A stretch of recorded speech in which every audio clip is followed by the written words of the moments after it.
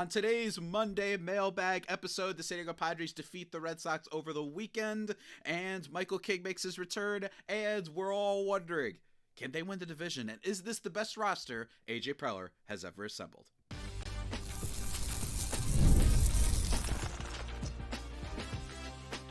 You are Locked On Padres, your daily San Diego Padres podcast. Part of the Locked On Podcast Network, your team every day.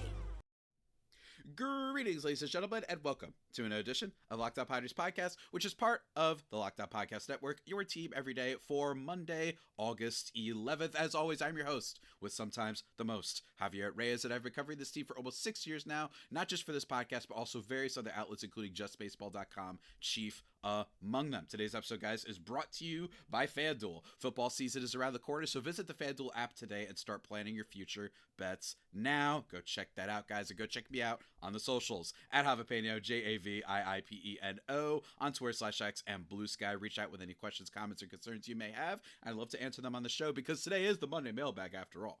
And we're going to be getting into that, guys. And today's episode is a fun one because the Padres defeat the Red Sox over the weekend. And look, as I talked about with my man Big Jim Grease on Friday's episode, which everybody should go check out, a little bit of a collab. He does the postcast, right? And what I like to do on the show is give a bigger picture sort of thing. And we're going to be talking about the games because I think that we did have some news, right? Michael King making his return was a big deal. Everybody's getting excited about Xander Bogaerts again, right? Fernando Tatis Jr. having some drama. Just a lot of stuff this weekend. And what I think is so interesting is they needed to get a series win here, especially after starting off really poorly in the series, by the way, which we'll get to in 1 second, because they have San Fran, LA, San Fran, LA. I'm pretty sure is their beginning of their schedule for the next couple weeks. So it's going to be big, right? Like this is going to be the stretch of whether or not that we find out if the Padres make the playoffs, because I think that's looking increasingly more and more likely and certain, right? Some might even say, but rather, can they win the division? I think is the big question, right?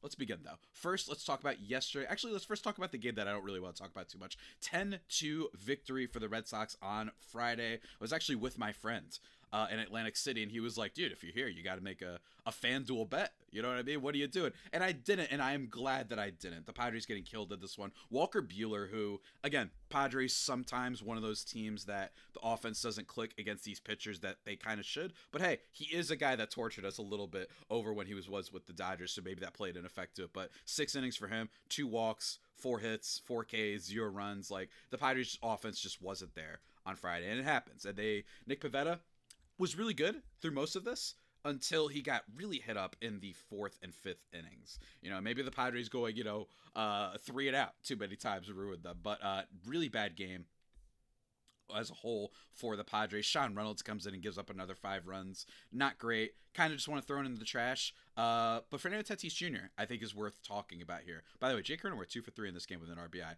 Just throwing it out there because Cronenworth is starting to become really underrated, I think, as a hitter on this team.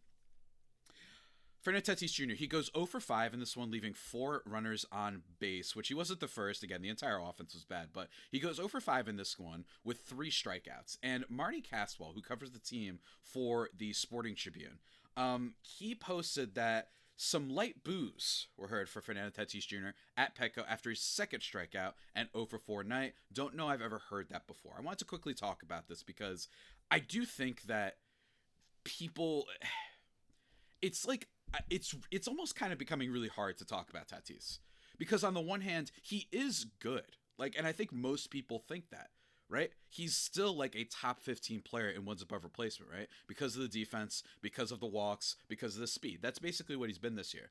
But at the same time, if you're someone who just watches the games and you're like, I don't really care about wins above replacement, I just want to see him play, I understand the frustration because he's just been a frustrating player. What can I say this year? And I don't know fully what it is, right? Because he's frustrating not just from a casual perspective with people who are like, why is he only hitting 258? But rather also from the advanced sort of mindset too, where people look at, why is this guy still hitting the ball super hard, which he is, right? Tatis is still up there as he always has been, which is why he still has, a lot of potential.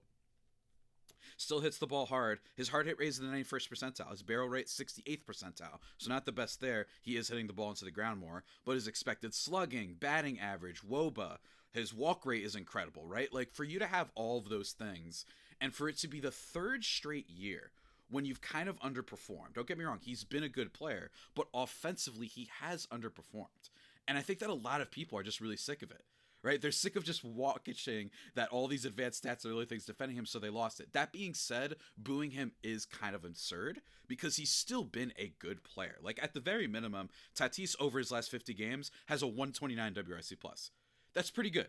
The only problem is that most of it is coming from walks. He's got a 395 on base, but only a 399 slugging over those last 50 games, right? So it's speed, defense, and he's been a good player.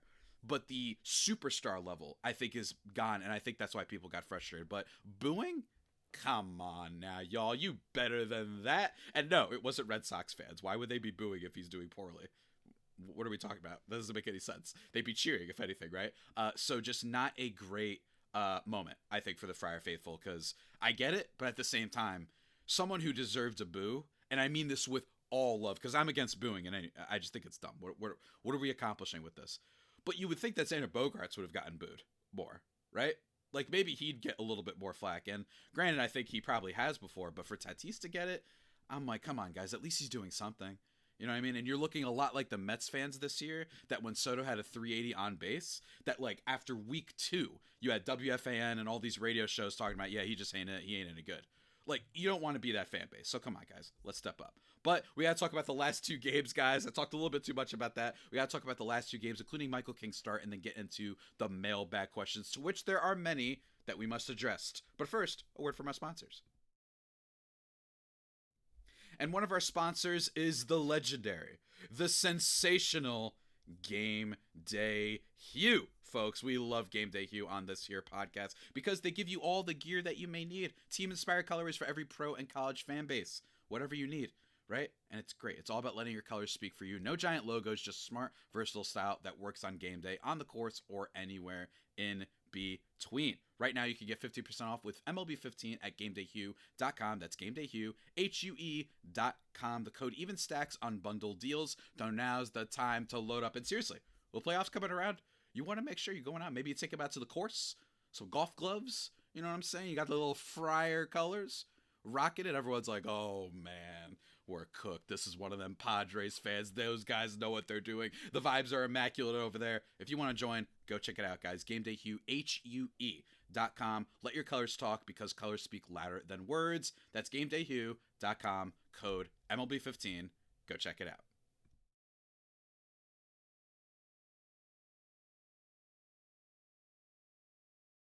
And just like that, everybody, we are back thriving and vibing here on the Locked Up Padres podcast. Remember to send me all of your questions or comments because every Monday is the mailbag, which we're going to get into soon. At Javipeno, JAVIIPENO, or at LO_Padres as well. Twitter/Blue Sky, whatever one you want. And I also check the YouTube comments. Duh.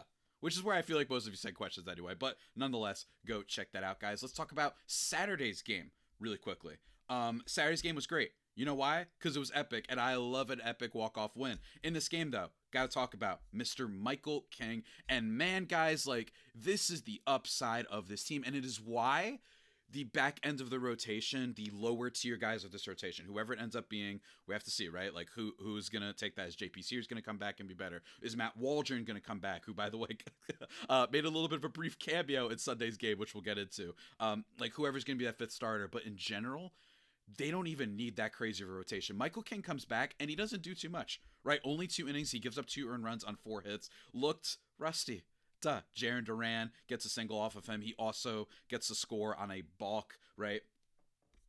Bottom line is that Michael King, he's still coming back. Like, this was to be expected. I'm really not worried at all. Right? Darvish, I was worried when he came back and didn't look great because he was out for a longer period of time, and more importantly, because he's old. So we have to see, is he cooked entirely, right? But it didn't matter because the bullpen went nuts again, all right? Maybe not totally supernova nuts, but it was still pretty good. Wandy Peralta goes 2 innings and gives up a run, but it's okay. You know what I mean? That's not the worst in the world. Jeremiah Estrada, 2 innings, 5 Ks, no walks, no hits. What a beast. Monahan, he comes in and gets 2 outs by the K. Mason Miller, he comes out and gets 1 1/3 by 3 Ks. Robert Suarez, unfortunately, gets the blown save. Jason Adam ends up getting credited with the win for what it's worth. But let's talk about this real quick. Xander Bogaerts' home run. We're going to talk about him more in a second. He also had an RBI single. He was a beast this weekend. 2 for 4 in this game. 2 RBIs, a home run, a stolen base on a walk. Excellent stuff from our boy. Seriously. Ryan O'Hearn, by the way, shout out to him. We haven't talked about him much because he's only hitting like $150 with the Padres. He did have a 4-walk game though on Saturday, which I do want to give him a shout out to. And last week had that game tying home run in the 9th inning. So yes, O'Hearn hasn't been as revolutionary as Ramon Laureano, but I still think that he could get better. And again, at least he had a 4-walk game. That was very, very good. And Tatis, a day after getting booed, 2 for 5 in this one with 2 stolen bases. Much, much better. No RBIs, but even still, that was great. Like I said, the Bogaerts home run. And then Ramon Laureano, and I tweeted this out after the game, which is just that and I stand by it. This is probably the best deadline bat performance that the Padres have had under AJ Preller. Like maybe there's some random guy for 2017, I can't remember, who had a nice stretch, right? Like maybe, I don't know. But in terms of this current era of contending Padres teams under Preller, Laureano's been unbelievable. He gets the walk-off hit in the bottom of the 10th. Amazing stuff. Suarez, we've talked about before. I think he's the worst of great relievers is the way I'd put it, right? But nonetheless, amazing, amazing win for the Padres. And I really think it means something that Tatis bounced back. I think it means a lot that Bogaerts had the home run again, right? And then, by the way, Sunday's game, what does our boy do? He does it again. Not a home run anyway, but he was really, really good in this game as well. Xander Bogaerts 1 for 4 with an RBI and a stolen base. That's very good. And then Tatis 2 for 3 with a walk and an RBI. Really cool to see. Maybe did he break out of his slump? We'll have to see. And then Dylan Cease on Sunday's game. Dare I say the coolest thing of the weekend? Finally, back-to-back good starts, I believe, for our boy, if I'm not mistaken. Yes, last start against St. Louis, 5 innings, only 1 hit allowed, 9 Ks. This game, 6 innings, 2 earned runs on 2 walks and 7 Ks. And the 2 earned runs were, I mean, they were his, but it actually, Jason Adam comes in unable to totally shut things down. But the bullpen was impressive in this game because Jason Adam gets brought in. And some trouble ensues, right? The 2 runs do end up coming in by way of Romy Gonzalez, partially because of Xander Bogaerts making an error in this game, unfortunately. But even still, despite that, love to see Jason Adam get 2 strikeouts, and then they bring in Monahan, getting juiced up. He gets a K to get them out of what was a bases-loaded no-out jam. So absolutely could have gotten really bad, but this is sometimes the beauty of having a great bullpen. Great series overall for the Padres. By the way, on Sunday, I also think that it was a reminder of everything I've been saying, which is why I didn't want to trade Dylan Cease, which is that the upside is still there. You're not going to get much from the trade deadline for a Boris client who's not going to sign with that team, probably not going to take an extension, and he has looked phenomenal since the All-Star break, I should say. Maybe not phenomenal, but he's shown that he can still be really great, right? And against this talented Red Sox lineup, you love to see it. I actually think he could be a Red Sox next year too, by the way. I don't know. There's just something about him that feels like that they're going to go for it. But really good stuff. Jake Cronenworth, 1 for 2 in this game with 2 walks and an RBI. Really solid stuff. It's just a team that knows how to get hits when they need them, right? Tatis got an RBI. Xander got an RBI. It's just a solid offense that while, yes, they aren't one of the best, right? But they have so much depth that it just feels like every other day it's a bunch of pieces, almost a little bit small ball, but it's working, right? And that what I love even more is that there's upside too. This is still a team that it would not shock me if Tatis goes on a run. It would not shock me if Jackson Merrill goes on a run. It would not shock me if Luis Ariz continues to go on a run. And then you've got Freddie Fermin being pretty good. You've got Ryan O'Hearn potentially. Could he get back to what he was doing before the All-Star break? There's just more to come. And I think that that's why this Padres team looks like they're primed for a run, right? And that's what's really great. But let's talk about the mailbag, guys, because the mailbag has a lot to do with what I wanted to talk about today anyway.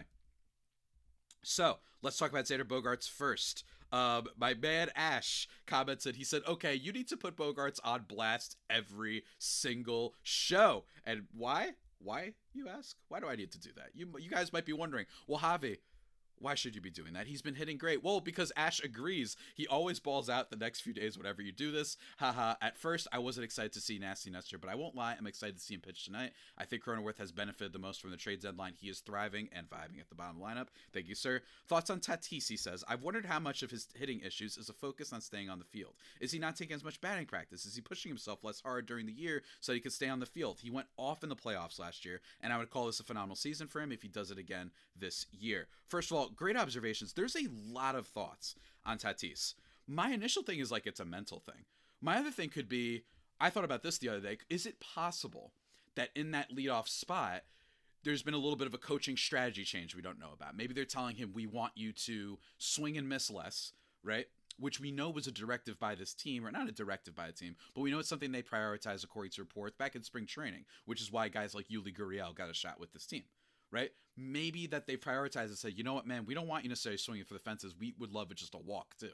And maybe that's why you're seeing Tatis draw so many walks. It's possible, but overall, I don't fully know what the reason is. I don't know for sure. But someone else had an idea. At Danny Guts 15, he says, I think Tatis isn't hitting home runs because he's a leadoff guy, and he also doesn't get pitches to hit necessarily. I disagree. I think that leadoff doesn't really have too much to do with this. In fact, with leadoff, just as a game flow thing, when you look at baseball and you look at pitchers, they don't want to put a guy like Tatis on base. So he's actually probably going to see fastballs more.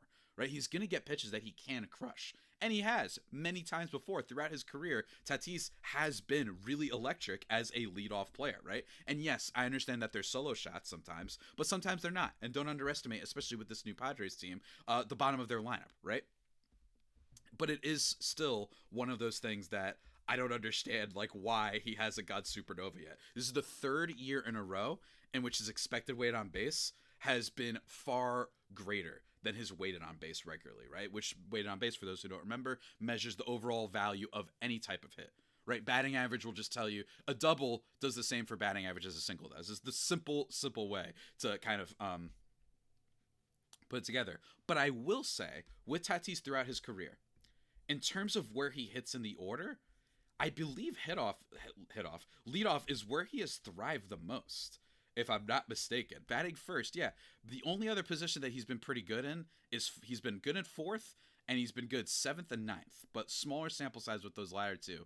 Could you bat him 4th? Maybe. I don't know if you want to change anything with the way that this offense has been playing right now, but with Laureano, could you have him towards the top of the lineup? Could you maybe move Reyes to the top of the lineup? Maybe Bogaerts higher up because he's been so great at walking and not necessarily bringing in all the RBIs? Maybe. I don't know for sure, but I don't think it's that he's hitting leadoff that he's not seeing the right pitches. If anything, he's seeing more of the right pitches. But also, this could be a mental thing. Who knows? Right? Like, maybe it's just for some reason he can't hit leadoff. I don't know. What else? And speaking of Xander Bogaerts, at Bogey255 says Bogey has been steady mobbing, which I just wanted to read because I appreciate your lexicon there. And also at Koji_H, he brings up, I thought Bogaerts was doing just fine recently, and this is from 5 days ago, granted, but your runners in scoring position breakdown was eye-opening. So what's his ideal batting order now that we have new bats? Great question, sir. And that's the thing. Bogaerts, good player, but one of the things that I wanted to talk about last week was, but he still has a big flaw. And we're going to talk about that in just a second, guys. But first, a word from our sponsors.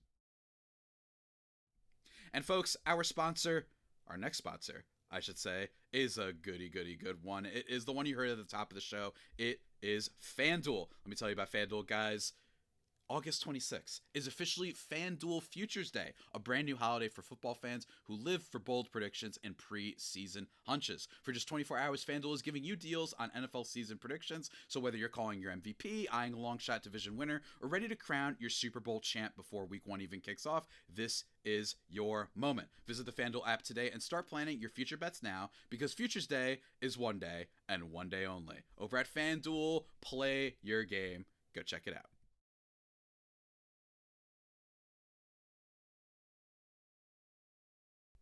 And just like that, everybody, we are thriving and vibing into the last segment of this here show. Still talking about your questions, to which we had a lot this week. And here's the thing. A lot of them are basically about Tatis or Xander Bogaerts, right? Like, I feel like it's been a lot of the same question being asked. I'm not hating. I'm just saying it's I feel like those are like the big things with this lineup, right?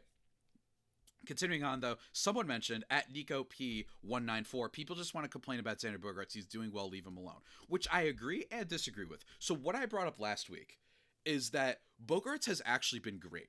Like, he really has in a certain lens, right? And that's what Koji was referring to before in the previous segment, right? That he's been great as a hitter, and everything about what made Xander Bogaerts potentially an appealing player is just that he's a singles, doubles guy who can hit for a little bit of power, have the speed, just a solid hitter, right?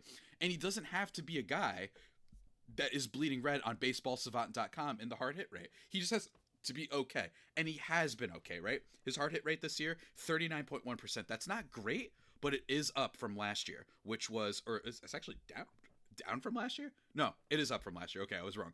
It's up from 33.2% last year to 39% this year.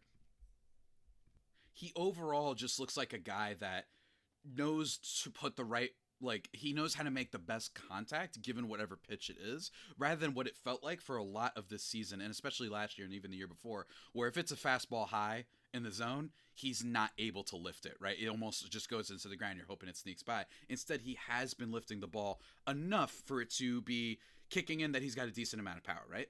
And seriously, over the last 50 games, Bogaerts has absolutely succeeded in giving them enough power that absolutely worked. Over his last 50 games, Xander Bogaerts is hitting .307 with a .360 on base and a .495 slugging. That's good for an .855 OPS, or if you're an advanced nerd like me, a .142 WRC+. Incredible stuff from Bogaerts. The only thing that I was critiquing last year was that he couldn't drive in runs, right? But what was cool about talking about Xander Bogaerts' inability to have RBIs this year, and he's been one of the worst players in baseball at driving runners in, with runners in scoring position, all that sort of stuff. What has been nice is that we're just seeing overall that he can still hit, and also lately we've been seeing it might come back, and overall those things tend to come back. I just don't believe that Xander Bogaerts all of a sudden will just only hit when nobody's on base. That's crazy, right? So there should be some regression to the mean with some of his clutch stats for sure. And I love it. I love it very much. And over that same time span, by the way, he has the 20th most accumulated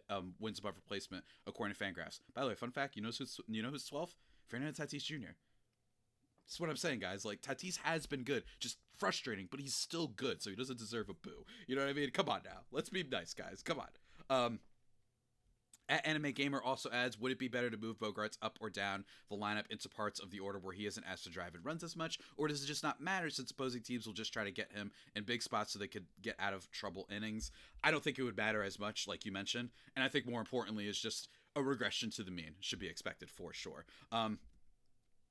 Let's see. At Grant Jordan 8318 says, I'm fully convinced that there will actually be a Moneyball-esque movie about Preller in the next 10 to 15 years. My old buddy Jason Burke, who used to host the Locked On A's podcast, and now he does stuff for Sports Illustrated for the A's, covering them.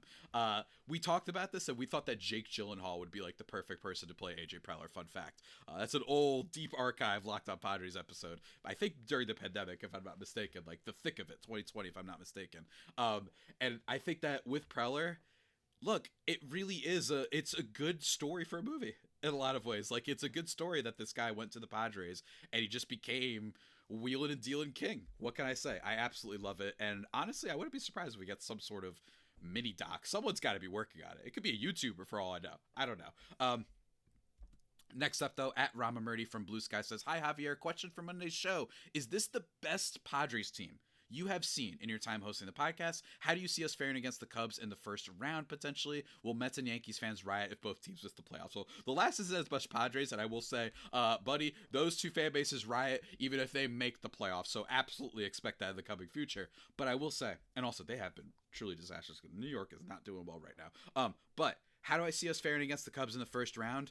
Teams like Chicago are tricky because they could just go on a run with that offense. Totally possible. But the fact that they don't have as many reliable starters, the fact that there's just a little bit of a weird vibe with Chicago lately, where they're making odd moves that don't suggest that they're going to retain some of their best players, like Kyle Tucker, right? Makes me a little bit worried. I would still be scared, though. Every team is scary. I don't think that there's a layup team that is going to be in the playoff field this year, right? So that's just me, but we'll have to see. And then lastly, is this the best team I've seen? I'm still going to say last year's, because last year's also had the aura and overall just stuff with them, right? The fact that you had that season from Jurickson Profar, literally the most clutch player in baseball last year in the season. He was incredible, right?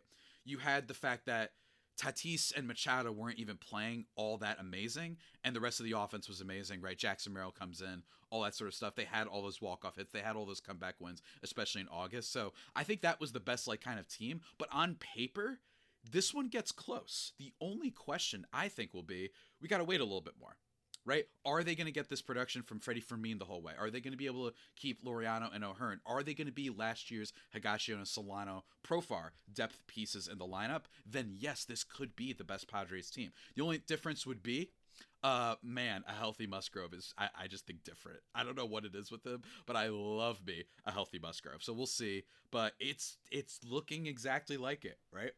It's looking exactly like it. And there's still upside. So I love what I am seeing for sure. As much as M. Castleberry 1980 says, definitely like night and day with the additions. Don't need a big superstar, just a few solid guys to round it out so your lineup isn't just stars and scrubs with seemingly 3 automatic outs at the bottom of the lineup, killing rallies, etc. I agree, man. I'm just so impressed by how immediately the changes have impacted the team. I knew that eventually that Preller was going to add some people, but I didn't know that it would be this effective so quickly, that the vibe would stay as good, and I didn't know that Mason Miller would be on the team. I didn't think a relief pitcher was what they're going to target, but it has been working so far, and it's been excellent. At Tony Sue 8860 brings up an interesting question. No mention of the very first Preller splash signing? Matt Kemp was the very first, and sold at the time by Preller in free agency as the move that would make the Padres an instant World Series contender. Matt Kemp was still a talented hitter at the time, but past his prime. After the Padres, he played several more years for the other clubs before retiring. Yeah, man, I know. I'm familiar with Matt Kemp. Thank you, Tony Sue. For those who don't, though, who haven't already, whatever, go check out my episode last year with my friend Peyton Genus, big TikTok star that he is. We talked about the all-time, like, AJ Preller players he's traded away and how many games he could win. And, like, every position looking at it. It was a fun episode. Matt Kemp, yeah.